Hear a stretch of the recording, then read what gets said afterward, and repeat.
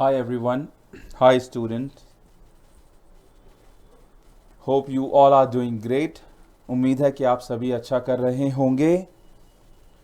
Welcome to Raghav academy और मैं आपका instructor Adil. So I work for Raghav Academy and I'm here working as a faculty of business communication. So today we will talk about business communication program. जो आप सामने screen पे देख रहे हैं वो आपका प्रोग्राम गाइड है और इस गाइड को हम कंप्लीट करेंगे to help you learn business communication. So जल्दी से स्टार्ट करते हैं for everyone to understand the business communication. Now in our day to day life communication बहुत ही इम्पॉर्टेंट और एसेंशियल पार्ट बन चुका है हम सभी के लिए. Right. So I was telling you that communication हमारे डे टू डे लाइफ का बहुत ही इम्पॉर्टेंट एसेंशियल है. इनफैक्ट अभी मैं आपसे कम्युनिकेट ही कर रहा हूँ. सो माई मैसेज, जो मेरा मैसेज है कम्युनिकेशन का, वो आप तक पहुँच रहा है through the medium of video. So मैं अपने मैसेज को या अपनी ट्रेनिंग या टीचिंग को वीडियोग्राफ करके आप लोग तक पहुंच पा रहा हूं. वही कम्युनिकेशन है.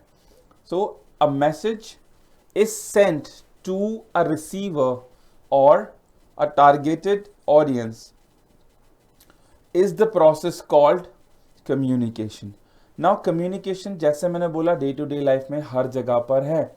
जनरली हम लोग एक दूसरे को मैसेजेस सेंड और रिसीव करते हैं, एक्सचेंज करते हैं. That's communication.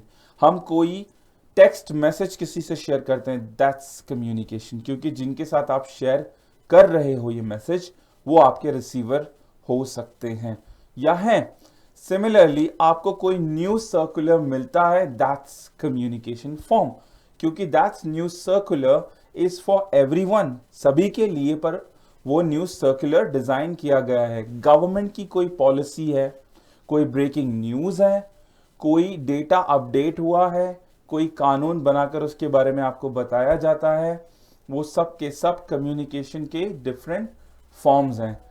Similarly the way we actually perform communication और the way we actually exercise communication in our lives, communication एक इंटायर प्रोसेस है जो कि पूरे के पूरे डिफरेंट एक्सरसाइजेज या डिफरेंट एक्टिविटीज जो हम परफॉर्म करते हैं अपने लाइफ में, उसको गवर्न करता है.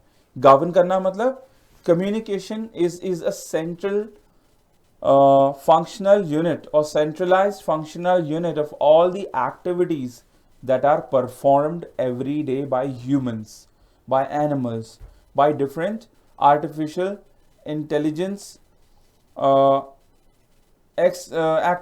essentials. For example, computer device. Computer एक डिवाइस है, it's an essential and it's an artificial intelligence essential. तो जो भी आर्टिफिशियल इंटेलिजेंस के एसेंशियल्स हैं, डिवाइसेस हैं, इंटरनेट है, टेक्नोलॉजी ड्रिवन आपके गैजेट्स हैं, वो भी कम्युनिकेट करते हैं या आपके लिए सोर्स बनते हैं कम्युनिकेशन का. Now as communication is very important to exchange the messages and information, communication not just play an important role in our daily life but in business also. Now every community, every city, every nation, every continent is now on the verge to progress more. धीरे धीरे सभी शहर, सभी communities, सभी देश आगे बढ़ रहे हैं, सोशली और इकोनॉमिकली बोथ. तो हम सोशली भी आगे बढ़ना चाहते हैं और इकोनॉमिकली भी आगे बढ़ना चाहते हैं. दोनों ही एस्पेक्ट्स हमारे लिए इम्पॉर्टेंट है. नाउ जब हम आगे बढ़ते हैं सो हमें इकोनॉमिकल स्ट्रेंथ को ज़्यादा फोकस करना होता है. Because economical strength, for example I want to start a business, मैं एक बिजनेस स्टार्ट करना चाहता हूँ, that's my economical strength. Now वो इकोनॉमिकल स्ट्रेंथ कब स्ट्रेंथ बनेगी? जब मैं उसको परफॉर्म करा पाऊंगा. और मैं कब परफॉर्म करा पाऊंगा? जब when I'm able to connect more people socially, I will reach out to the people. मैं बताऊंगा कि this is the business I'm going to start. I will find buyers, then I will find the staff for my business. I will have people appointed. मैं लोगों को रखूंगा अपने company में, वो मेरे कंपनी के लिए काम करेंगे और वो काम करके वो मुझे एक प्रोडक्ट बना के देंगे या एक सर्विस तैयार करके देंगे जो मैं अपने कस्टमर्स को, जिनको मैं वो प्रोडक्ट या सर्विस बेचूंगा, उन तक पहुंचा पाऊंगा. नाउ फॉर ऑल दैट मुझे क्या करना पड़ रहा है? To find the staff, to announce that I have organised a business setup, या मैंने कंपनी शुरू की, इस बात को पहुंचाने के लिए I am using the medium of communication. ना उसमें मैं लोगों को डायरेक्टली बोलूंगा, मैं लोगों को मैसेजेस भेजूंगा, मैं लोगों को ईमेल करूंगा, मैं एडवर्टीजमेंट के थ्रू कम्युनिकेट करूंगा. All these things, all these exercises comes in the category of communication. Now when I say communication for a business, it's business communication. Now as you all know, you all are aspirants, और आप सभी के सभी छात्र हैं, विद्यार्थी हैं, आप तैयारी कर रहे हैं एक स्पेसिफिक एग्जाम की. उस एग्जाम को क्वालिफाई करके आप एक सर्टिफाइड एनालिस्ट या सर्टिफाइड एसोसिएट काम करेंगे किसी भी एक कंपनी में. Now the kind of communication, जिस तरह की बात हम आम जिंदगी में करते हैं, in our daily life we practise, we do, we exercise, ये थोड़ी डिफरेंट होती है उस एक्सरसाइजेस ऑफ कम्युनिकेशन से, उन एक्सरसाइजेस ऑफ कम्युनिकेशन से जो एक ऑफिस या एक बिजनेस के अंदर किए जाते हैं. I mean, the kind of communication exercises that are practiced in a business setup or in a company would be different from the kind of communication we practice in our daily life. थोड़ा बहुत difference ज़रूर होता है, but उसका आधार, उसका जो fundamental है वो same रहेगा. तो हम यहाँ पर आपको business communication के बारे में सिखाने वाले हैं, हम पढ़ने वाले हैं यहाँ पे together, और it's gonna be a very exciting journey. Trust me, communication is such an important part that it will help you go places. आप अपनी डिग्री ले लोगे, आप अपना सर्टिफिकेट ले लोगे, लेकिन communication is such an important thing जो आपको हर जगह पर, कंपटीशन के अंदर, आपके जॉब एस्पिरेशन के अंदर, आपके प्रमोशनल अपॉर्चुनिटीज के लिए या आपके प्रमोशन अपॉर्चुनिटीज के लिए आपको हेल्प करेगा. To find the good people in life, to actually help you get strengthen up socially, economically. Communication आपको बहुत हेल्प करता है. अगर आप इफेक्टिवली कम्युनिकेट कर पाते हैं तो आप इफेक्टिवली अपना मैसेज अपने बिजनेस सबऑर्डिनेट्स, अपने क्लाइंट्स, अपने वेंडर्स, अपने स्टेक होल्डर्स तक पहुंचा पाते हैं.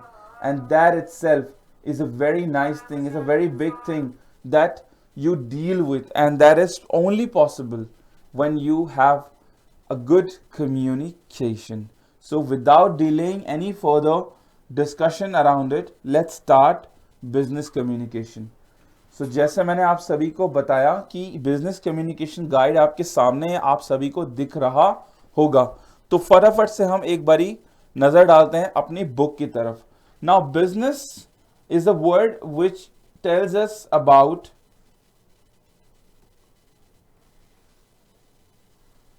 the economical exercises that we have.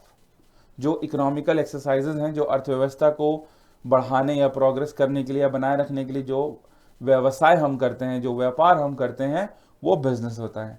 ठीक है, बिजनेस के अंदर बहुत सारी चीजें होती हैं. So we are not talking about the functionality of business. Now communication, communication क्या है? Communication is nothing but the exchange of messages, information, data between two communities, two groups, two people. One would be the sender, the other would be the receiver. So that's what we are going to learn. हम क्या सीखने वाले हैं कि एक business के अंदर communication कैसे होता है, एक व्यवसाय के अंदर संचार कैसे होता है. कम्युनिकेशन का हिंदी वर्ड है संचार. तो एक व्यवसाय में आप संचार कैसे करेंगे? नाउ संचार करने के लिए सबसे इंपॉर्टेंट चीज क्या होती है कि आपको संचार करना आना चाहिए. ऑफ कोर्स संचार करना आना is an art of communication. जैसे मैं आपको पढ़ा रहा हूं पढ़ाने का मेरा अपना स्टाइल है, किसी दूसरे ट्रेनर या टीचर का स्टाइल कुछ अलग हो सकता है, किसी का अप्रोच कुछ अलग हो सकता है। सिमिलरली हमारे पास बहुत सारे स्टूडेंट्स होंगे इस वक्त क्लास में बैठे हुए या अलग अलग जगह पर। हर एक स्टूडेंट का एक अपना अंडरस्टैंडिंग होता है, एक आईक्यू होता है, और उस आईक्यू और उस अंडरस्टैंडिंग या उस इंटरेस्ट को हम उसका अप्रोच बोलते हैं। और डिपेंडिंग अपॉन देयर कॉग्निशन, मतलब जो इन्फॉर्मेशन उनके पास ऑलरेडी है या जो इन्फॉर्मेशन उनके पास नहीं है, वो अपना मेटा कॉग्निटिव स्टेट में जाते हैं जब मैं उनको पढ़ाता हूं, जब वो कोई नया ज्ञान लेते हैं। तो जब आप कोई नया ज्ञान सोखते हो, लेते हो, तो उसको आप अपनी कॉग्निटिव स्टेट ऑफ माइंड से कंपेयर करते हो। मतलब जो नॉलेज आपके पास पहले थी, आप उसको उससे कंपेयर करोगे और हम उसी इंफॉर्मेशन को आगे चर्न करेंगे। तो सिमिलरली एक कम्युनिकेशन को इफेक्टिव बनाने के लिए हमारे पास कुछ इंपॉर्टेंट एट्रीब्यूट्स की जरूरत होती है या एसेंशियल्स की जरूरत होती है। इंपॉर्टेंट पार्ट्स आप बोल सकते हो हमें आने चाहिए। तो वो इंपॉर्टेंट पार्ट्स एग्जैक्टली क्या होते हैं, तो हम उन्हीं के बारे में फटाफट से बात करते हैं। तो सबसे पहला है हमारे पास English grammar and its use. English grammar यानी कि अंग्रेजी व्याकरण और इसका प्रयोग, एंड इट्स यूज और यूसेज। जब तक आपकी ग्रामर ठीक नहीं है, आपका वाक्य ठीक नहीं है, और क्योंकि आपका एक वाक्य भी ठीक नहीं है तो आपका पूरा मैसेज ठीक नहीं है। तो इंग्लिश की एक कहावत भी है जो कहती है कि ग्रामर गेट्स द ग्लैमर। अगर आपको अपनी भाषा में ग्लैमर चाहिए, प्रिसिशन चाहिए, परफेक्शन चाहिए, बिल्कुल त्रुटिपूर्ण भाषा का अगर आप इस्तेमाल करना चाहते हैं जो लोगों को अपनी तरफ प्रभावित करे, लोगों को प्रभावित करे, अपनी तरफ लुभाए, उसके लिए आपका व्याकरण में निपुण होना जरूरी है। तो हमारा यहां पर मकसद आपको ग्रामर या व्याकरण में निपुण करना, इस तरह से नहीं कि आप एक भाषा शास्त्र के अंदर पूरी तरह से परिपक्व हो जाएं, बिल्कुल एक्सेल कर जाएं, अमेजिंग अस्टॉनिशिंग हो जाएं। No, we will help you learn the grammar. हम आपको व्याकरण सीखने में मदद करेंगे उतना, such that you are able to frame effective, subtle and cohesive messages.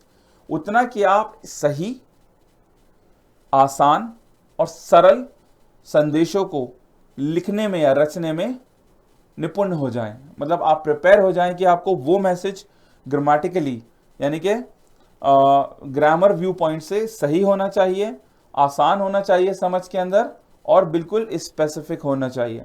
तो ग्रामर का ये यूज बहुत इंपॉर्टेंट है। जैसे मैंने कहा, grammar gets the glamour, grammar से ग्लैमर आता है। सो अगर आपका सेंटेंस ग्रामेटिकली करेक्ट होगा तो आपका मैसेज भी इफेक्टिव होगा। The next point here is the enriching vocabulary. Enriching vocabulary से कोई मतलब नहीं है कि हम फ्लरिश इंग्लिश का इस्तेमाल करें या हैवी इंग्लिश का इस्तेमाल करें। हम सुपरफ्लुअस स्टेटमेंट्स, फ्रेजेस या सेंटेंसेस या वोकैबुलरी या वर्ड्स यूज नहीं करने वाले हैं। हम सिंपल वर्ड्स यूज करेंगे, हम कोहेसिव फ्रेजेस यूज करेंगे, हम सिंपल सेंटेंसेस यूज करेंगे, ताकि हमारा मैसेज बिल्कुल क्लियर हो और साफ हो और हमारी ऑडियंस को वो इजीली और इफेक्टिवली समझ में आ जाए। That's very simple. ओके, इसका एक और मतलब ये भी हो सकता है कि किस जगह पर कौन सा वर्ड आपको यूज करना है। फॉर एग्जाम्पल, दो वर्ड है मेरे पास। First one is deposit, first one is deposit and the other one is submit. Now I have seen, मैंने देखा है कुछ लोग मगअप करते हैं through the usage of vocabulary. For example, deposit to surrender, submit means also to surrender, लेकिन deposit करते हैं हम अमाउंट और द मनी और the decibel of money. Okay, now submit करते हैं हम क्या, अपने डॉक्यूमेंट्स। नाउ मुझे कंफ्यूज नहीं होना है, I don't have to submit the money and deposit the document, वो इनकरेक्ट हो जाता है, वो अन इंग्लिश हो जाता है। तो इस चीज के अंदर आपको हेल्प करेगा बिजनेस कम्युनिकेशन का ये पार्ट, जहां पर आप एनरिचिंग वोकैबुलरी के बारे में सीखेंगे। The third part is comprehension of passage and art of summarising. Now कई जगह पर आपको हैवी टेक्स्ट या लेंदी टेक्स्ट को इंटरप्रेट करना होता है। In fact in your business communication, in fact in your work, in your daily life, when you get to work, you have lengthy sentences, lengthy emails, lengthy passages, paragraphs. आपको पूरा दिन नहीं है वो पैराग्राफ पढ़ने के लिए. आप क्या करेंगे, आप उसको समराइज करेंगे. You will quickly have a look at the paragraph and you will quickly have a look at the message, and then you conclude it, you deduce it, you deduct the message quickly, और आपको समझ आ जाएगा what are the main points of this paragraph. जैसे ही आपको main points of paragraph समझ में आ जाएंगे, you will be able to deduct and then condense the message, और उसका आप रिस्पॉन्ड क्विकली करोगे. अगर आपको इतने लंबे पैराग्राफ कंपाइल करने के लिए दिए जाएंगे तो it will take you ages, आपको बहुत टाइम लगेगा. So just to help you understand कि आप बड़े बड़े कॉम्प्रिहेंसिव जो कॉम्प्रिहेंशन पैराग्राफ्स होते हैं उनको कैसे समराइज करेंगे, यहां पर आपको सीखने मिलेगा. इन बिजनेस कम्युनिकेशन मॉड्यूल ये भी आपको सीखने मिलेगा. ट्रस्ट मी, जो भी चीजें आप यहां सीखोगे will not just help you in this exam, it will help you everywhere. Now the third one is concept of business communication. That means the essentials, the attributes of business communication. जो business communication के attributes हैं, जो essentials हैं, जो power points हैं, मतलब जो important points हैं, वो वहां पर आपको सीखने को मिलेंगे. जैसे ethics, जैसे etiquette, ethics and etiquette. These are the essentials in business communication. वो etiquettes क्या होंगे? Different formats, different approaches, and how effectively, कितने अच्छी तरह से, कितने effective तरह से आप एक business communication फ्रेम को सही से तैयार कर पाते हैं, या एक बिजनेस मैसेज को कैसे तैयार कर पाते हैं, यहां पर आपको सीखने को मिलेगा, जिसमें आपके डूज एंड डोंट्स आप सभी कुछ सीखेंगे. Now the next point that we have is listening skills. आपका लिसनिंग स्किल्स क्या है? Now listening skills is everything. Now अगर आप अच्छे लिसनर नहीं हो तो आप एक अच्छे इंटरप्रेटर नहीं हो. When you are not able to interpret और अंडरस्टैंड समबडी, क्योंकि आपने ठीक से नहीं सुना, और you are not a good listener. If you did not listen to anyone or the message effectively, you will not be able to interpret the message. आप message को नहीं से समझ पाओगे, और जब आप ठीक से समझ नहीं पाओगे तो आप उस मैसेज को ठीक से रिस्पॉन्ड भी नहीं कर पाओगे. That is going to be your shortcoming. So active listening is about that. So listening skills को हम कैसे improve करते हैं, we will learn. Now the next part is business correspondence. Now business correspondence again are the business essentials. जैसे आपके memos, आपके letters, आपके reports, आपके प्रेजेंटेशंस, ये सारे के सारे बिजनेस कॉरेस्पॉन्डेंस की कैटेगरी के अंदर आते हैं. Memos, reports, in fact articles, business articles, letters and applications, in fact presentations. All these are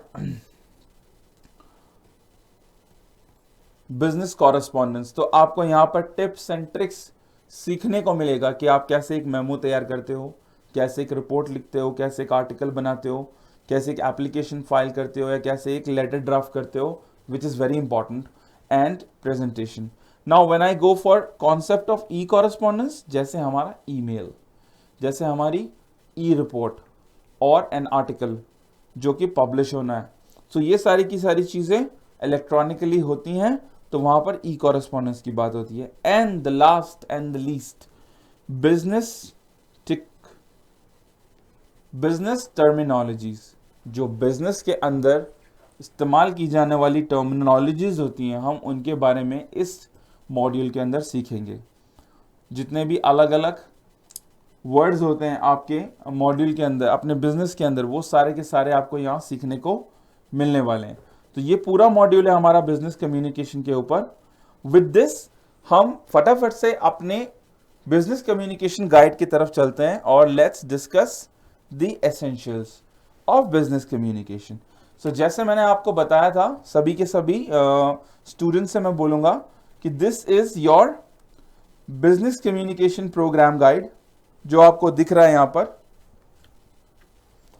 I hope सभी को विजिबल है. सो वी विल अंडरस्टैंड हम पूरे बिजनेस कम्युनिकेशन मॉडल के अंदर क्या सीखने वाले हैं. सो ऑब्जेक्टिव्स आपके सामने हैं. अभी सभी लोग पढ़ पा रहे हैं, बट मैं आपको पढ़ देता हूं. By the end of this session the student, यानी कि आप लोग, will be able to understand. आपको क्या समझ में आना चाहिए, क्या आएगा समझ में, वो आएगा.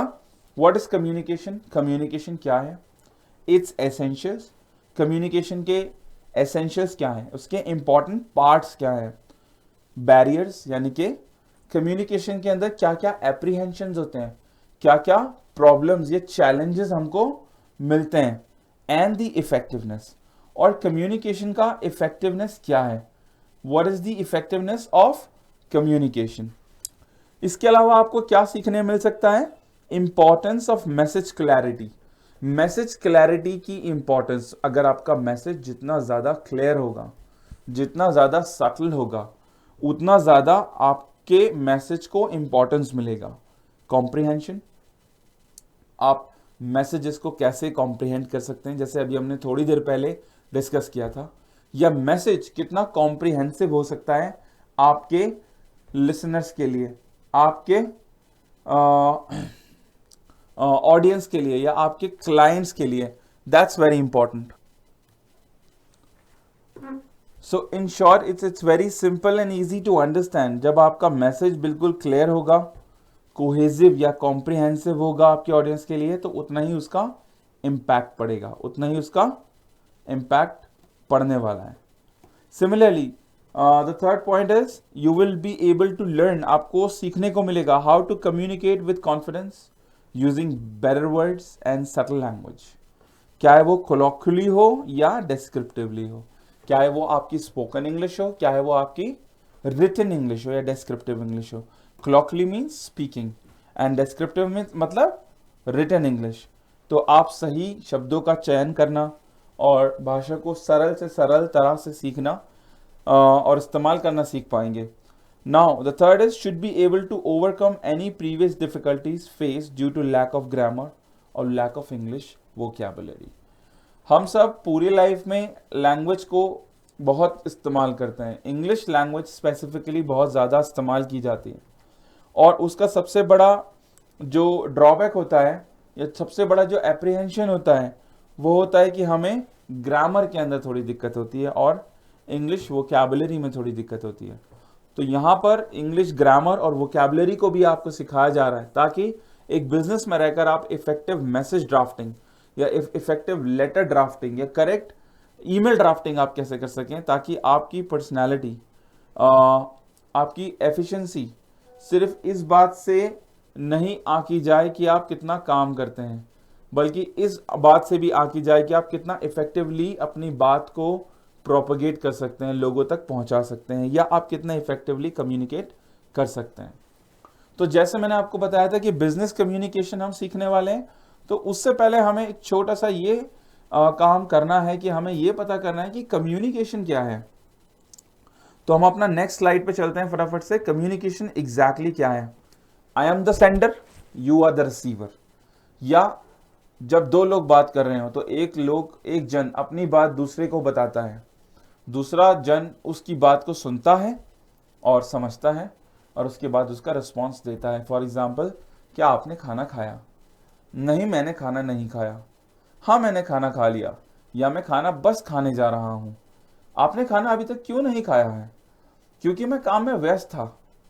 तो यहाँ पर तर्क वितर्क हो सकता है, रीजन हो सकता है, जस्टिफिकेशन हो सकता है, या सिंपल यस नो का आंसर भी आपको मिल सकता है. तो जब कुछ ऐसा होता है तो ऐसे होने को हम बोलते हैं कम्युनिकेशन, और इसको बोलते हैं हम कम्युनिकेशन प्रोसेस या कम्युनिकेशन साइकिल. जहां पर आप दो फेसेस, दो स्माइलीज आपको दिख रही हैं यहाँ पर, ठीक है. एक स्माइली है सेंडर की और दूसरी स्माइली है रिसीवर की. तो मैसेज जो ग्रीन में यहां से लेफ्ट टू राइट जा रहा है वो मैसेज रिसीवर तक जा रहा है. Receiver is listening, receiver is listening, and then when he listens to some sound, listens to some words और messages, तो वो उसको ध्यान से सुनता है और उसके बाद उसको डेसिफर करता है, यानी कि कॉम्प्रिहेंड करता है, समझता है, और उसके बाद वो एक सोचा समझा डिटर्मिन आंसर करता है. मैंने खाना टेबल पे रखा था, आपने अभी तक खाया ही नहीं। This is the message. वो मेरा टोन भी है।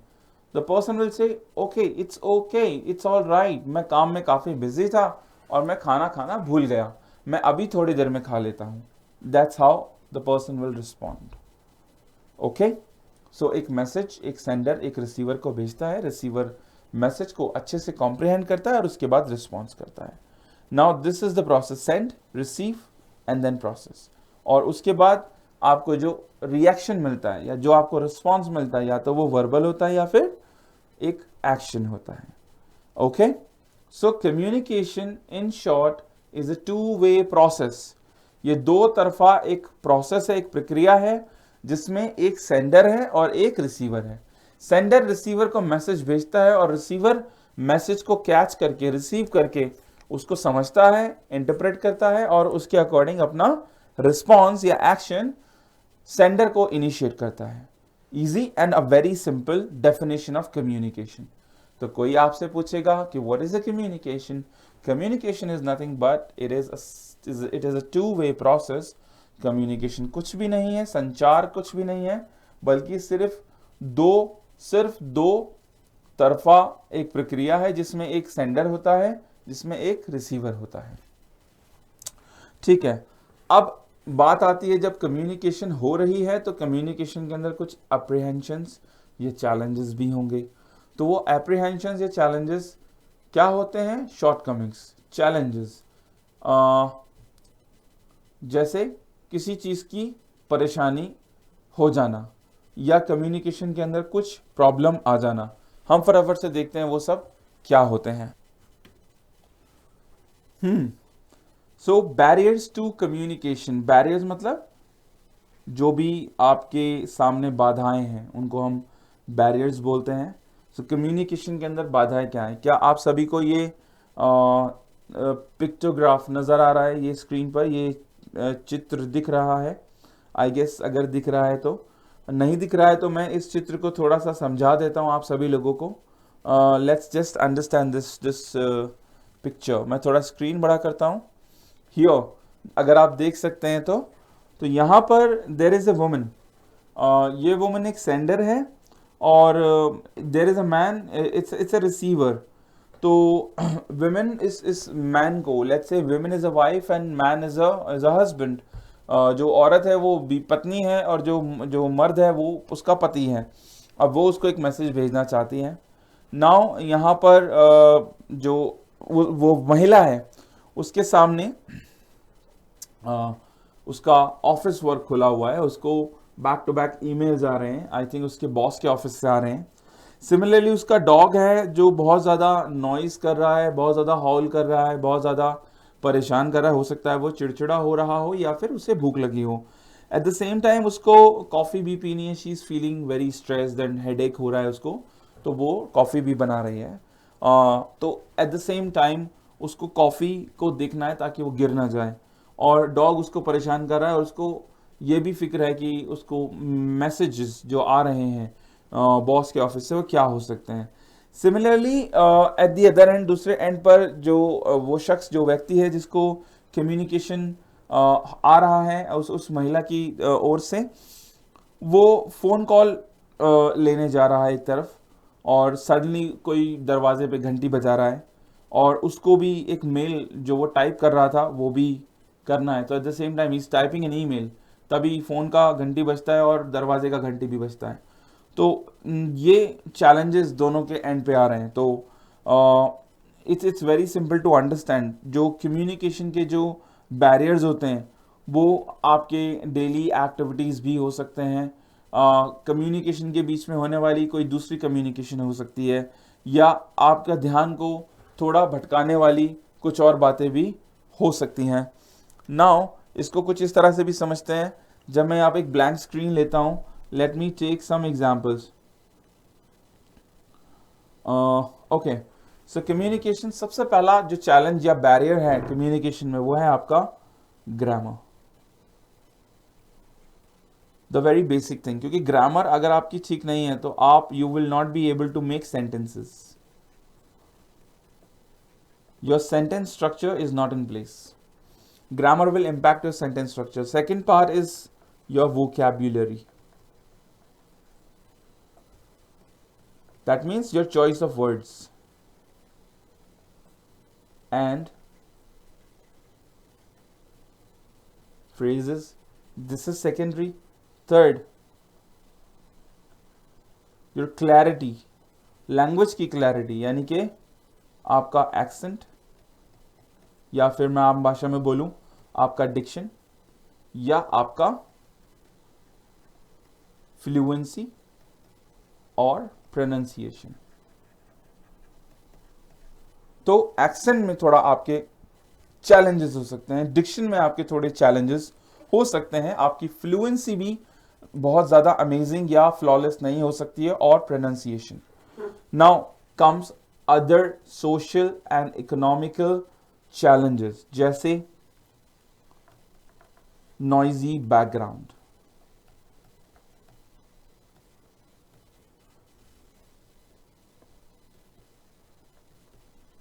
faulty device,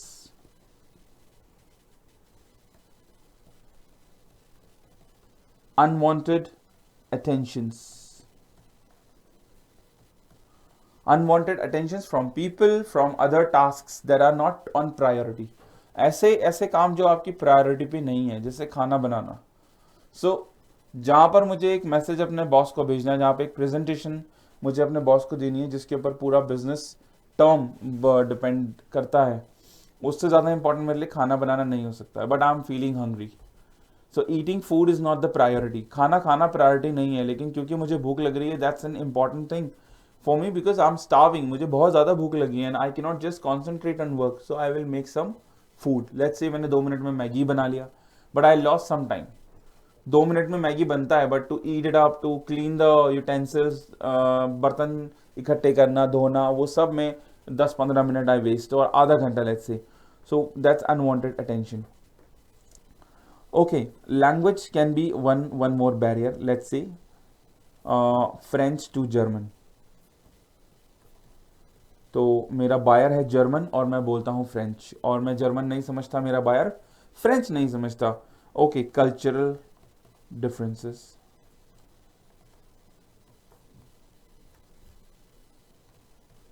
सो जो मेरे बायर या मेरे क्लाइंट और मेरे बीच में जो कल्चरल डिफरेंसेस हैं, वो भी एक बैरियर हो सकते हैं कम्युनिकेशन के अंदर. Now socio economic background. Okay, in a particular community, in a particular domain, it's all about credit and debit. कुछ एक communities होती हैं, कुछ एक business होते हैं जो credit और debit के concept पे बहुत ज़्यादा depend करते हैं, लेकिन कई जगह पर ऐसा नहीं होता है. तो जब दो poles apart communities एक दूसरे को transact या interact करती हैं, तो वहाँ पर ये challenges आते हैं. So these are few important barriers that we have to deal with in communication, और उन्हीं को हम यहाँ पर सीखेंगे. So let's get back to our guide. हम फटाफट से अपनी गाइड पे चलते हैं और आगे बढ़ते हैं. अब आपको कुछ और यहाँ पर पिक्चर्स दिखाई देंगे. There are certain examples that have been demonstrated. इसको फटाफट से हम बड़ा करके देखते हैं. So now there are 5 pictures here. The first picture at the top left, जो ऊपर टॉप लेफ्ट पे एक पिक्चर दिखती है जहां पर एक आदमी दूसरे आदमी को पुकार रहा है, लेकिन वहां पर एक लंबी दीवार खड़ी हुई है. So that showcases the culture difference. So let's say a Mexican is trying to call upon an American. एक मैक्सिकन एक अमेरिकन को अप्रोच कर रहा है, but there is always a culture difference which is a hindrance to their communicating with each other effectively.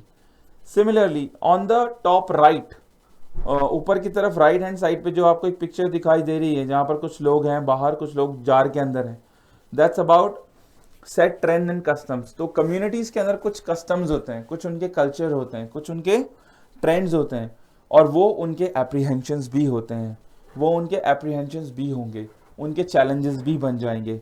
Similarly नीचे right में bottom पर आप देखेंगे एक क्लिप आर्ट है जहां पर 2 महिलाएं बैठी हुई हैं. एक महिला डेस्क पे काम कर रही है, उसके सामने एक स्क्रीन है.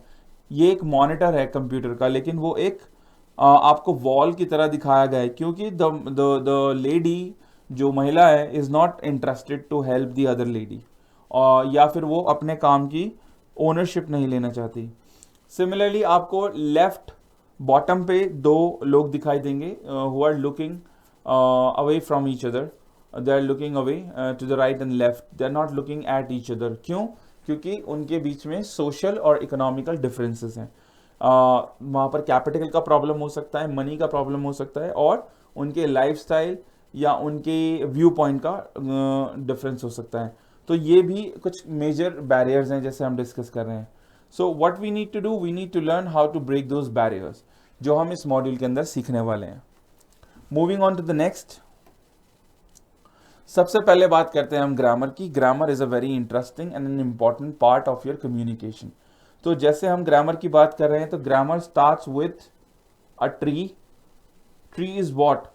तो हम ग्रामर को कुछ इस तरीके से डिवाइड कर देते हैं, बहुत ही सिंपल तरीके से। सबसे पहले हम एक लैंग्वेज ट्री लेते हैं। Just like a tree we have in nature, in our surrounding एक ट्री है, एक पेड़ है हमारे पास, ऐसे ही लैंग्वेज का भी एक ट्री होता है। नाउ जैसे ट्री के अलग अलग पार्ट्स होते हैं, ऐसे ही इस लैंग्वेज ट्री के भी अलग अलग पार्ट्स हैं। जैसे हमारे पास ट्री में होता है ट्रंक, ट्री में होती हैं लीव्स, ट्री में होते हैं फ्रूट्स, ट्री में होते हैं फ्लावर्स एंड रूट्स। सिमिलरली एक लैंग्वेज ट्री के अंदर भी कुछ ऐसा ही होने वाला है। So we have some parts in language tree and these parts are called parts of speech. So जब आप ग्रामर की बात करते हैं तो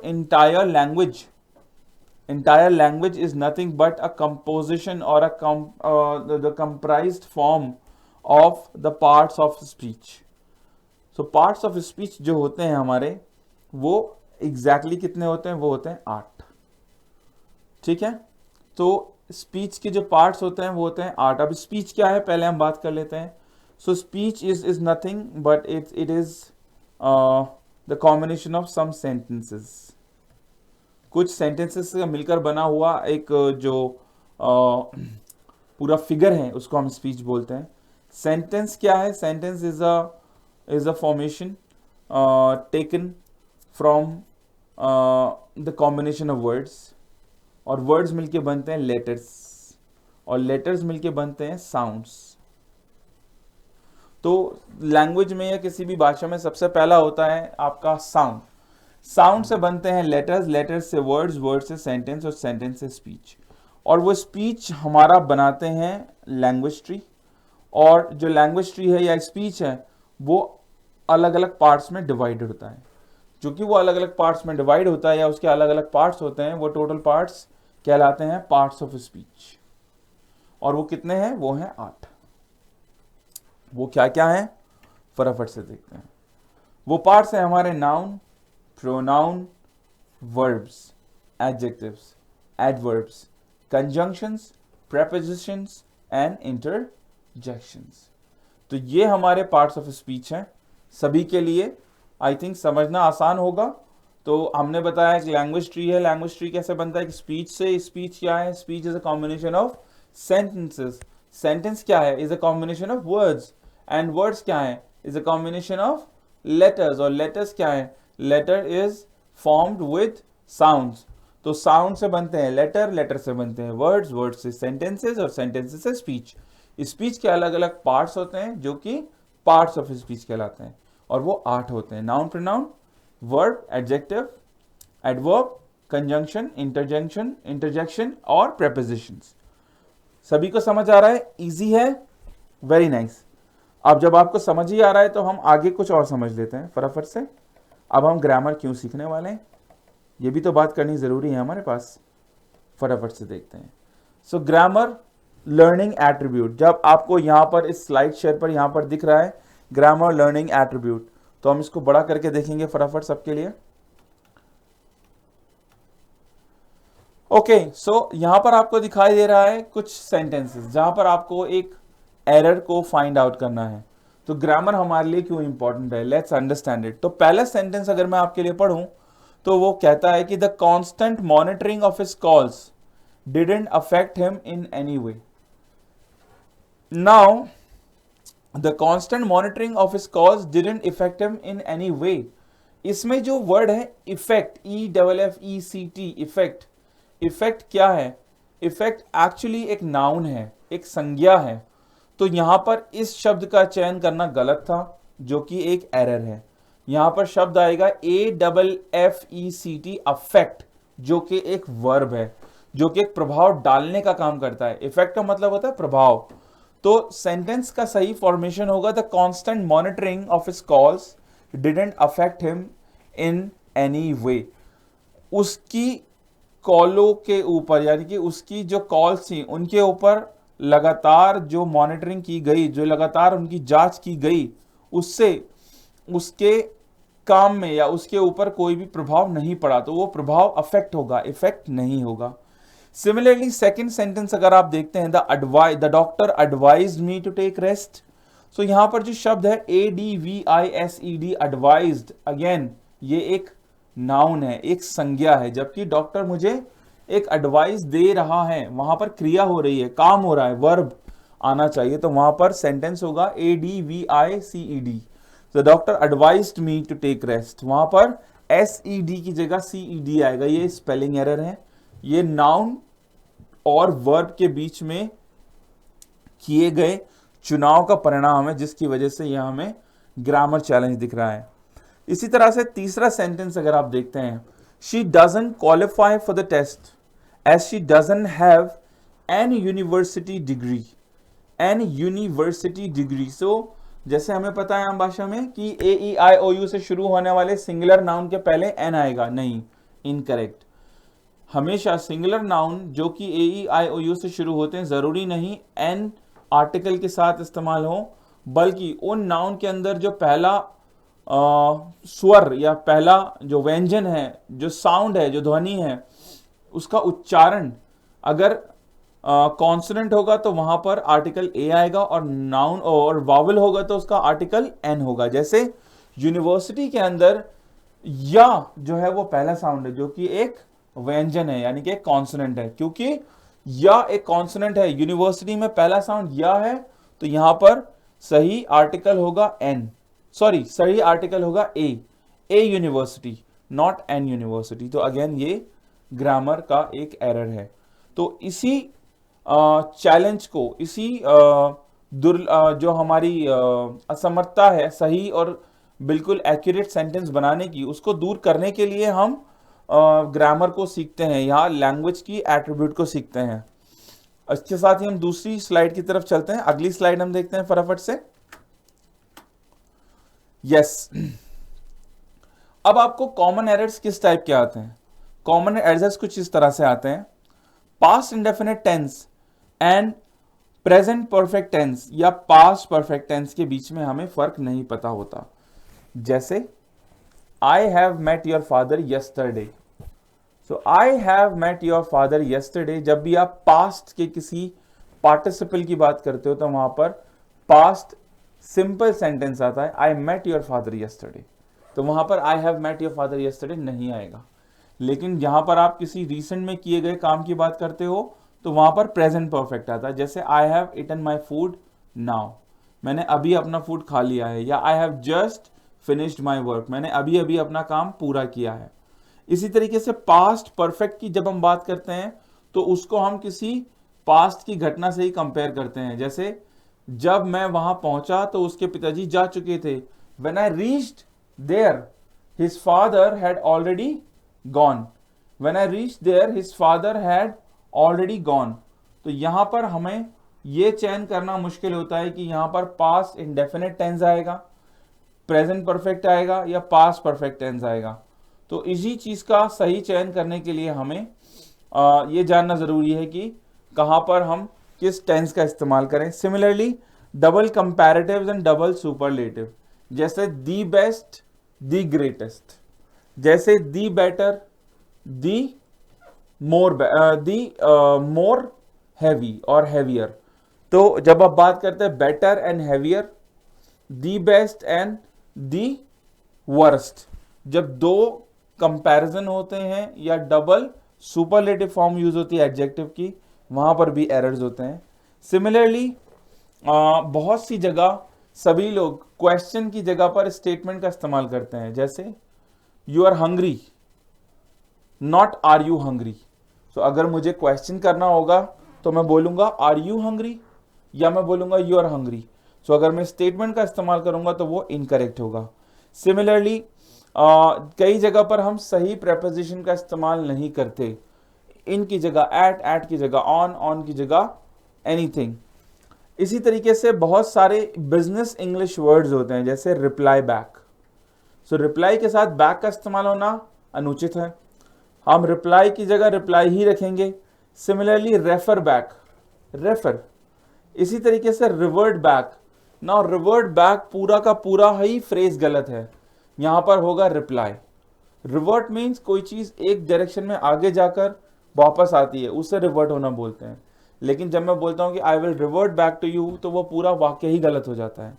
इसी तरीके से रिपीट अगेन, रिपीट का मतलब ही होता है किसी चीज को दोबारा दोहराना, तो अगेन का इसका प्रयोग यहां पर गलत हो जाता है। इसी तरह से क्वेश्चन टैग्स, क्वेश्चन टैग्स जब आपको किसी भाषा को दोबारा से स्थापित करना हो, कोई सत्य को आपको स्टैब्लिश करना हो, जैसे क्या आप मेरी मदद करोगे, करोगे ना, तो उस जगह पर हम क्वेश्चन टैग का इस्तेमाल करते हैं। For example you are going to help me aren't you, तो वहां पर हम सिंपल सेंटेंस की जगह पर इंटेरोगेटिव नेगेटिव सेंटेंस यूज करते हैं, वो होता है question tag. So question tag is nothing but a short form of question at the end of the sentence. वाक्य के अंत में प्रयोग किया गया एक छोटा सा क्वेश्चन, छोटा सा प्रश्न, वो क्वेश्चन टैग होता है। तो अगर क्वेश्चन टैग हम पूछते हैं तो उसका मतलब यही होता है कि हम किसी बात के ऊपर ज्यादा जोर डाल रहे हैं।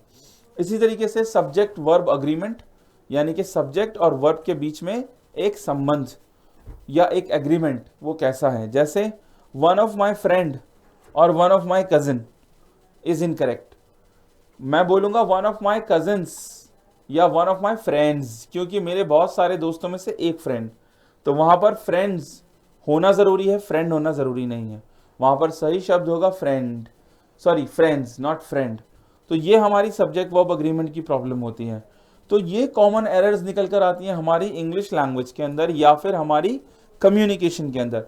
अब क्योंकि हमारा कम्युनिकेशन मोड इंग्लिश है, जो हमारी भाषा है वो इंग्लिश है, तो हम बिजनेस कम्युनिकेशन में यही कुछ सीखने वाले हैं।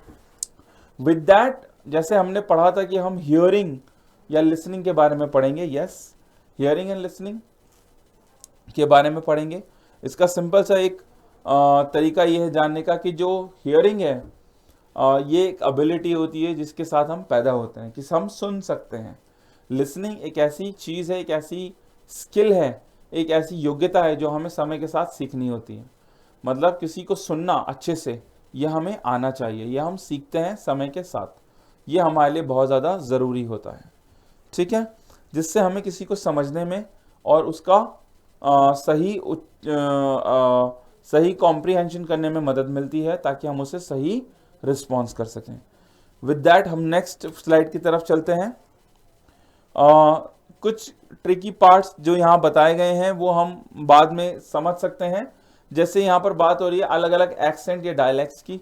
जब आप बात सुनते हो या समझते हो तो आपको कई बार अलग अलग तरह से बोलने वाले लोग मिलते हैं। जैसे कोई अगर पंजाब से है तो उसकी भाषा में कहीं ना कहीं वो पंजाबी का असर होगा, कोई उड़ीसा से है तो उसको उड़िया भाषा का इफेक्ट होगा, बंगाली भाषा का इफेक्ट रखते हैं, जिसको हम आम भाषा में लोकल डायलेक्ट्स या मदर टंग इन्फ्लुएंस या फर्स्ट लैंग्वेज इन्फ्लुएंस भी बोलते हैं। इसके अलावा आपको बहुत सारे अलग अलग इंग्लिश स्पीकिंग कंट्रीज में भी डिफरेंट एक्सेंट या डिफरेंट डायलेक्ट्स मिलते हैं।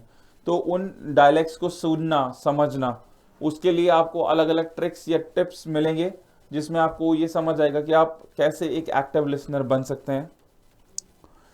ओके, विद दैट हम आगे चलते हैं। जैसे हमने बोला था कि बिजनेस कॉरेस्पॉन्डेंस, तो बिजनेस कॉरेस्पॉन्डेंस में आपके आते हैं business letters, business memos, business emails, business faxes, major types of business correspondence, यही सभी होते हैं, जिसमें आपकी सारी चीज़ें इलेक्ट्रॉनिकली होती हैं, वो इलेक्ट्रॉनिक बिजनेस कॉरेस्पॉन्डेंस होते हैं, जो ई बिजनेस कॉरेस्पॉन्डेंस का काम करते हैं। और फिर उसके बाद नेक्स्ट है हमारा business vocabulary.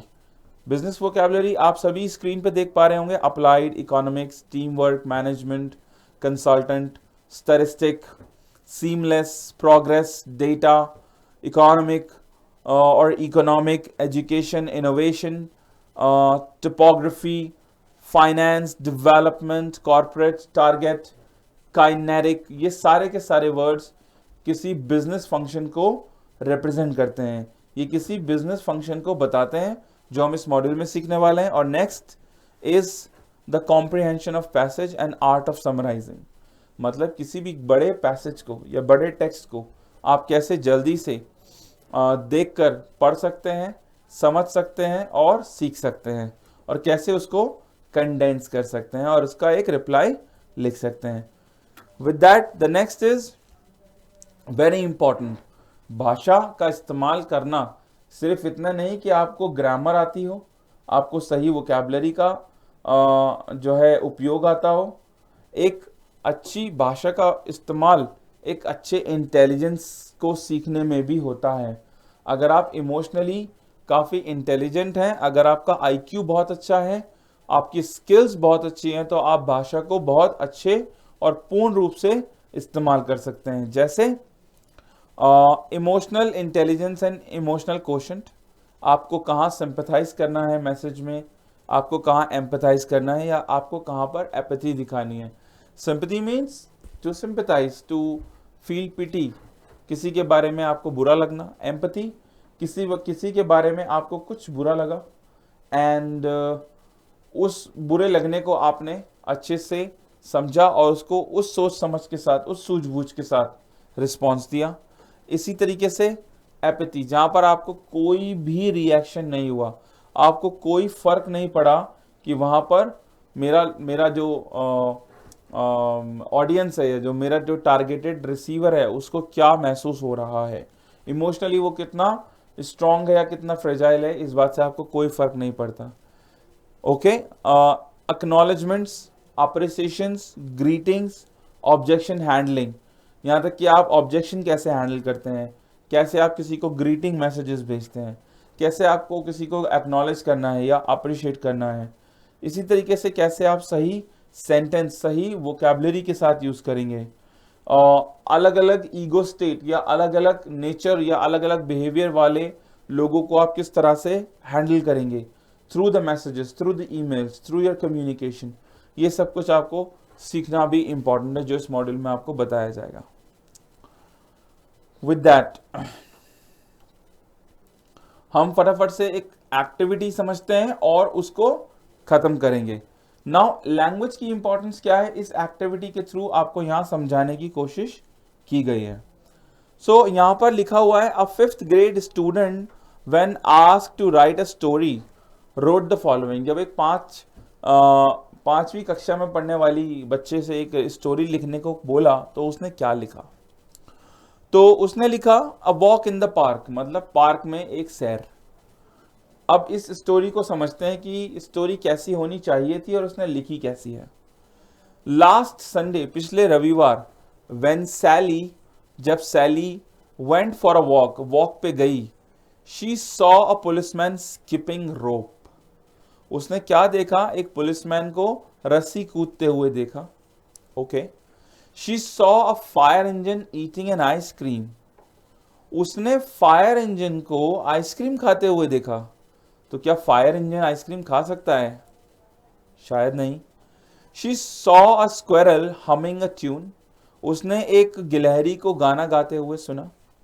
She saw a puppy climbing a tree. उसने एक जो डॉग का छोटा पपी होता है उसको पेड़ पे चढ़ते देखा। She saw 2 Robins playing hopscotch. और उसने 2 छोटे छोटे जो रॉबिन्स थे उनको हॉपस्कॉच खेलते हुए देखा। She saw the sun shining brightly in the sky. उसने सूरज को चमकते हुए देखा। नाउ जो सेंटेंस उसने लिखे हैं उसके बाद क्या हुआ? After reading the story the teacher reprimanded the student for not writing a true story. यहाँ पर टीचर ने जब स्टोरी पढ़ी तो उसने बोला कि ये सच्ची कहानी नहीं है, it isn't even partly believable. इसको मैं कैसे भरोसा करूं कि कैसे फायर इंजन आइसक्रीम खा सकता है, कैसे एक स्क्वायरल गाना गा सकती है, कैसे एक छोटा सा पपी पेड़ पे चढ़ सकता है, और दो रॉबिन कैसे हॉपस्कॉच खेलेंगे। तो ये बात उसे समझ नहीं आई। यहाँ तक कि ये बात कि एक पुलिस वाला खड़े होकर के रस्सी कूद रहा था। Yes, it is, the student replied and went on to prove that it was all completely believable. लेकिन स्टूडेंट ने कहा ऐसा ही कुछ हुआ था। क्या हुआ था, अब समझते हैं। तो लास्ट संडे जब हम इस स्टोरी को ठीक करेंगे दोस्तों, तो last Sunday when Sally went for a walk, जब पिछले रविवार को सैली वॉक पर गई, so saw she saw a policeman skipping rope. No, she skipping rope saw a policeman. जब वो रस्सी कूद रही थी तो उसने एक पुलिसमैन को देखा। Similarly, she saw eating an ice cream. She saw fire engine eating an ice cream. No, नहीं, she eating an ice cream saw a fire engine. उसने आइसक्रीम खाते हुए फायर इंजन को देखा। Similarly, she humming a tune saw a squirrel. गाना गाते हुए एक स्क्वायरल को देखा, मतलब उसने खुद गाना गाते हुए एक स्क्वायरल को देखा। शी क्लाइंबिंग अ ट्री, उसने खुद पेड़ पे चढ़ते हुए सॉ अ पपी, एक पपी को देखा। And she playing hopscotch, hopscotch खेलते समय सॉ टू रॉबिन्स, उसने दो रॉबिन्स को देखा। कब? जब वो खुद हॉपस्कॉच खेल रही थी। And she saw the sun shining brightly in the sky, जो कि लास्ट सेंटेंस उसने ठीक लिखा था। उसको हम नहीं बोलेंगे कि she shining brightly in the sky saw the sun. No, she saw the sun shining brightly in the sky, क्योंकि सूरज तो आकाश में चमकता ही है। So this is a very simple example. ये एक बहुत ही साधारण सा एग्जाम्पल है कि कम्युनिकेशन अगर आपको आती भी है तो आप उसका सही चयन या सही ऑर्डर नहीं यूज करते तो आपकी कम्युनिकेशन वहां पर इफेक्टिव नहीं होती है। तो यही चीज हमें इस मॉड्यूल के अंदर सीखनी है कि लैंग्वेज को या कम्युनिकेशन को हम कितने अच्छे तरीके से और कितने बेहतर तरीके से सीख पाते हैं, और हम उसका प्रभाव अपनी ऑडियंस पे कितने अच्छे से डाल पाते हैं। सो विद दिस हमारा आज का ये डेमोन्स्ट्रेशन या आज का ये टीच बैक और डेमो खत्म होता है। हम आपसे आगे क्लासेस में मिलने की उम्मीद करते हैं। Thank you so much for joining the Raghav academy. This is your instructor Adil, and we will meet in the lecture videos soon. Thank you and bye bye.